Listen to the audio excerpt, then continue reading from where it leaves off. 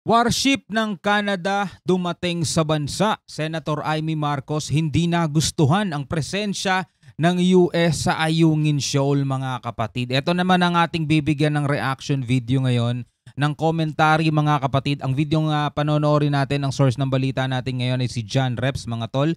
So hindi daw nagustuhan, mga kapatid, ni Senator Amy Marcos ang presensya ng US sa Ayungin Shoal. So yan ang ating aalamin at bibigyan ng reaction video. Pero bago yan, syempre huwag mong kalimutan mag-subscribe. Click mo na rin ang notification bell, mga kapatid, dito sa channel ni John Reps. At syempre kung bago ka pa lamang dito, mga tol, at gusto mo yung mga ganitong klaseng reaction video and commentary, syempre huwag mo rin kalimutan mag-subscribe, mga kapatid. Huwag na natin patagalin pa. Total, wala na rin naman tayong inihintay na panoorin na natin to.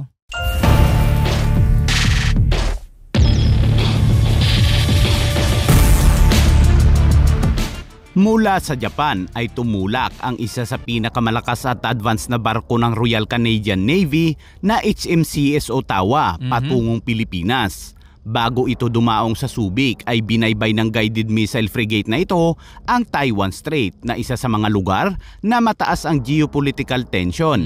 So our transit through the Taiwan Strait is a signal from Canada that we believe first in a free and open Indo-Pacific and that we believe and stand to a rules-based international order. So that's why we did that transit as we maneuver through this ocean and these seas, that this is a physical manifestation of what we believe in.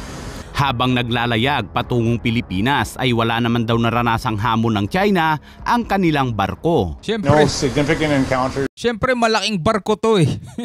Yang kaya lang naman ng China yung mga maliliit eh, di ba? Yun lang naman yung kaya nila eh. Eh pag mga ganitong malalaking barko, hindi nila pinapansin to kahit dumaan sila sa mga teritoryong inaangkin ng bansang yun. Throughout our transit when we left on the 14th of August. So nothing of real significance. Ayon naman kay Ambassador to the Philippines, David Hartman, ang goodwill visit na ito ay sumisimbolo sa pagbibigay ng Canada ng kahalagahan sa mga nagaganap o nangyayari sa rehiyon. Mariinding tinututulan ng Canadian government ang anumang uri ng harassment sa West Philippine Sea. Canada has been, patently unequivocal in our condemnation of some of that activity that has taken place in the West Philippine Sea. The arbitrary decision of UNCLOS in is absolutely binding and final. Sakay ng HMCS Ottawa ang mahigit 250 personnel. May lula din itong cyclone helicopter at may anti-submarine at anti-surface warfare system. Maliban sa military presence ay may isa pang inaalok na teknolohiya ang Canada sa Pilipinas para mas mapalakas ang pagbabantay sa West Philippine Sea. Ito ay ang Dark Vessel Detection Satellite System. It is a space-based platform that provides situational awareness in virtual real time to officials of who is in your territorial waters. So it's a very significant, very advanced technologies. It's multi-layered, multifaceted. Sa pamamagitan ng teknolohiyang ito ay may kakayahang madetect ang mga paparating na barko o mga foreign vessels kahit napatayin pa nila ang kanilang mga transponder. Nasa final stages na daw ang pag-uusap para sa teknolohiyang ito. Ikinakasa na rin ng Canada ang MOU o Memorandum of Understanding pagdating sa defense cooperation na maaaring magbigay daan sa mga military activities at posibilidad na magkasanib na pagpapatrolya sa West Philippine Sea. Alam nyo kahit na maganda ang intensyon, mga kapatid, ng Canada, hindi natin maiiwasan na minsan ang titignan natin sa kanila, negosyo. Kasi mga kapatid, ang gera ay isang magandang panahon din para magpagkakitaan ng ibang bansa. Siyempre magbebenta sila ng mga armas nila dito sa bansang to. Tapos dun sa isang bansa sila rin ang magsusupply ng armas, mga tol. Kaya tingnan nyo, mapapansin nyo kahit na itong bansang to ang sinusuportahan o parang binibigay nila yung simpatsya nila dito sa Pilipinas, mga tol. Hindi rito sa China kasi siyempre kung ikaw bansa, syempre makikipag-alyansa ka, makikipagkaibigan ka doon sa mga malalakas na bansa din, di ba? Hindi ka naman makikipagkaibigan basta-basta doon sa mga maliliit na bansa, di ba? Makikipagkaibigan ka doon sa mga, alam mong medyo mayamang bansa na medyo may pakinabang ka, di ba? Pero ang nakikita kasi dito, eto lang naman sa akin lang, Teka, dapat Pilipinas kasi wala silang mga kagamitan potential buyer tong potential buyer tong mga to, no? Potential na ano natin to, client natin to. Well, yun lang naman ang sa tingin natin, no? Pero salamat pa rin sa pakikipagtulungan. Salamat pa rin sa pagbibigay ng simpatsya. Pero in reality, mga totoo naman talaga pagdating sa gera, merong isa diyan ng talagang yumayaman, no? Dahil magbebenta sila ng mga armas eh. Parang istorya dati, no? Nabalitaan sa isang nayon o sa isang lugar na doon daw sa ilog maraming gold, no? So nagdatingan ngayon yung mga tao para maghukay ng ginto doon sa may ilog, mga tol, magmina ng ginto. So merong isang tao, naisip niya, imbis na magmina ako ng ginto, magbebenta na lang ako ng pala. Diba? So lahat ng mga nagpupunta doon, bumibili ng pala sa kanya. Diba? Bumibili ng pala sa kanya. Hanggang dumating yung panahon, wala silang nahanap na ginto, pero yung nagbebenta ng pala, yumaman kasi ang dami niyang nabentang pala. O imagine niyo yung ganon. Parang ganon din yun sa gera, mga tol eh. Diba? Habang naglalaban dyan yung mga bansa, naglalaban kayo dyan, ako naman nagbebenta ng armas sa inyo. O nagbebenta ng mga kagamitan. Diba? Ang gandang ang gandang market nun, mga tol. No, ikaw, ano masasabi mo tungkol dyan? No, tuloy natin to.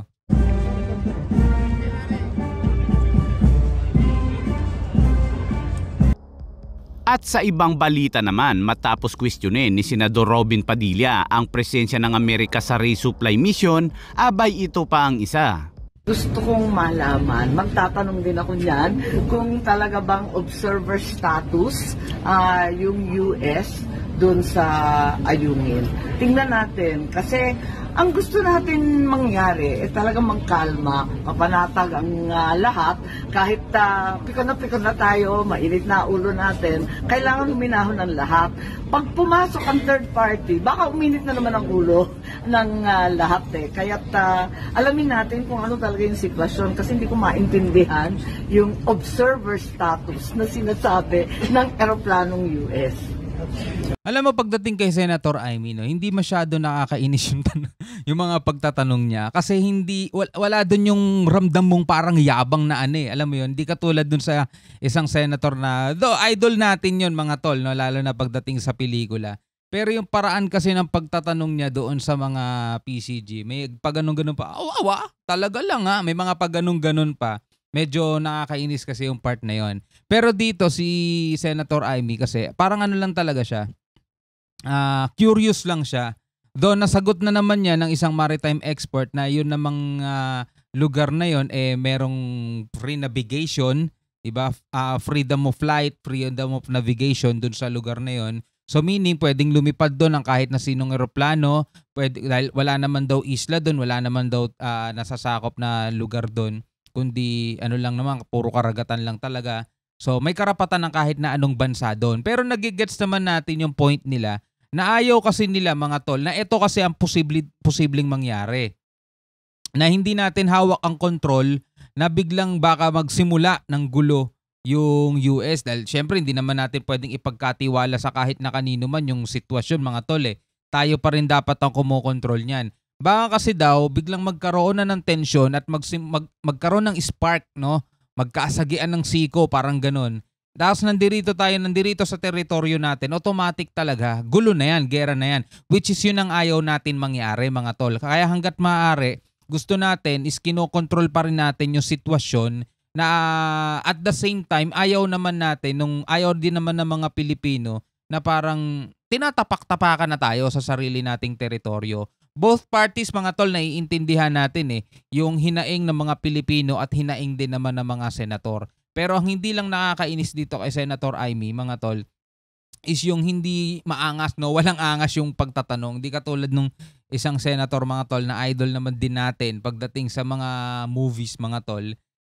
Talaga lang parang ayaw paniwalaan yung sinasabi ng ibang eksperto, no? So tuloy natin. Matatanda ang kinwestiyon din noon ni Senadora Amy Marcos ang pagdating ng mga eroplano ng Amerika na kalahok sa military exercise sa bansa. Samantala, pakinggan naman natin ang mga pahayag ng Philippine Coast Guard Commodore at isa pang senador. Despite of how many Chinese Coast Guard vessels would hamper the resupply operation of the armed forces of the Philippines, ang Philippine Coast Guard ay mananatili po magpadala ng mga barko at kung kakailanganin pa rin po ng request ng armed forces of the Philippines requiring the Philippine Coast Guard to deploy additional vessel bukod dun sa dalawang 44-meter vessel na kinumit natin every time na may resupply. Ang ating pong komandante, Admiral Artemio Abu, is willing to deploy additional third vessel at kung kailangan na mas malaki, he is also willing to do the same. Sir, we are increasing by a few billions the budget of the AFP for equipment, mga gamit na kailangan po nila. Hindi ko po, I'm not at liberty to say at this point in time kung ano dahil may konting confidentiality yun. Sa ayaw natin matelegraph yung ating mga ibibigay sa ating armed forces. Of course, magiging line item din naman yan pagdating sa budget. Pati yung Coast Guard, no, nangako po kami na dagdagan po namin ang kanilang intelligence funds at operational funds as well as equipment.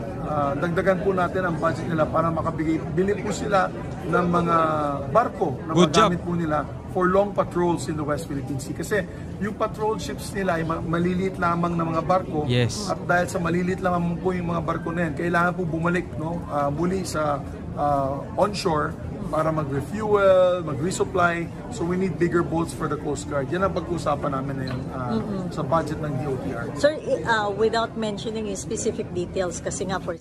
At yan muna. Hindi ba parang, halimbawa merong nang sakay na resupply yung isang bangka, tapos yung isa naman ay sakay ng helicopter na parang pagdating doon is parang ihuhulog na lang o ibababa na lang. Well, sila naman ang nakakaunawa dyan. Pero naisip ko lang, no, hindi ba pwedeng gamitin helicopter bukod sa mas mabilis, 'di ba? Mas mabilis, parang mas madali pa, no. Pagdating doon, i-stop lang yung helicopter doon sa ibabaw ng BRP Sierra Madre tapos ibababa lang yung mga yung mga supply tapos alis na, 'di ba? Parang ganun lang, no.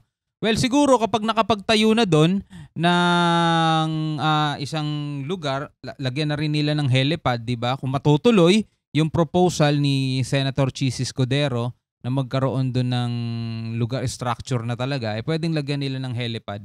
Mas mabilis ang resupply mission sa totoo lang pag ganun.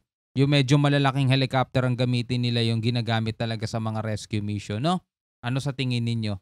Pero dito nga, sa nakafocus kasi masyado dito sa resupply Pero marami kasing iba pang lugar dito sa West Philippine Sea ang kailangan din ng Coast Guard. Kaya tama, good job yung sinabi rito ni Senate President Mig Zubiri. Kailangan talaga dagdagan yung mga barko ng Coast Guard natin, mga tol, para makapag-patrol sa ibang bahagi pa ng West Philippine Sea. Like for example, yung nalaman natin dun sa may lugar na inubos ng China yung mga coral reefs doon, di ba?